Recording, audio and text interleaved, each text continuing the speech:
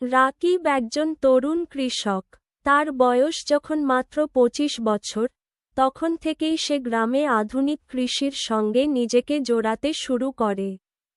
ছোটবেলা থেকেই রাকিবের বাবা-মা তাকে বলতেন, কৃষি তোমার ভবিষ্যৎ। কিন্তু আমাদের মতো প্রাচীন পদ্ধতিতে নয়। তুমি নতুন কিছু করো। রাকিবের বাবা একজন সাধারণ কৃষক ছিলেন।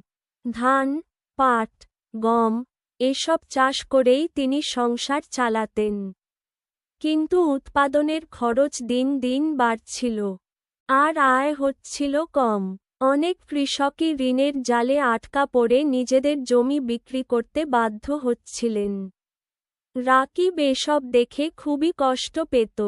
শহরের বড় ব্যবসা বা চাকরির স্বপ্ন দেখার বদলে সে ভাবতে লাগল, কৃষিতে যদি কিছু পরিবর্তন আনা যায়, তবে কিভাবে এই অবস্থার উন্নতি হতে পারে?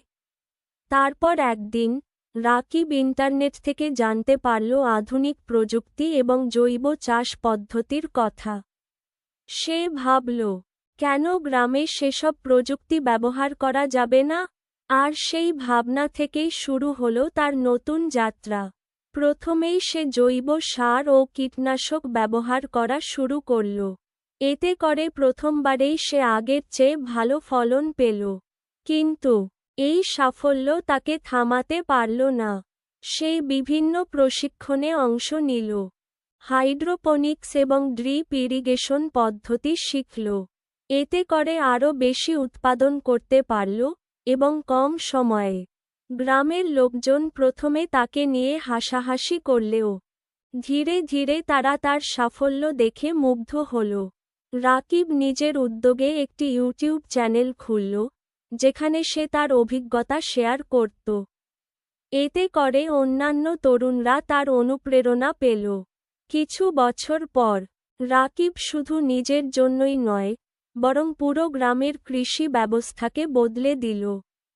তার উদ্ভাবন আর জ্ঞান দিয়ে সে তার গ্রামকে সফলতার পথে এগিয়ে নিয়ে গেল। এখন তার গ্রামের সবাই তাকে শুধু একজন কৃষক নয়, বরং একজন নেতা ও উদ্ভাবক হিসেবে মান্য করে।